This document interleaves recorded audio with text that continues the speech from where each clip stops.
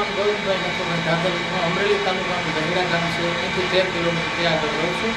અને મને મચ્છા હરસ મસાની ઘણી તકલીફો હતી, પણ મેં અહીંયા અમરેલીમાં ઘણી જગ્યાએ પૂછાયું તો અહીંયા નેત્રશિક ટ્રસ્ટ છે એ દવાખાનામાં ડૉક્ટર ધવલ સાહેબનું નામ સાંભળ્યું, ધવલ મોવલિયા, અને આયુર્વેદિક પદ્ધતિથી ડૉક્ટર સાહેબનું કામ બહુ ઘણું સારું છે એવા મેસેજ મને અમરેલીમાંથી મળ્યા.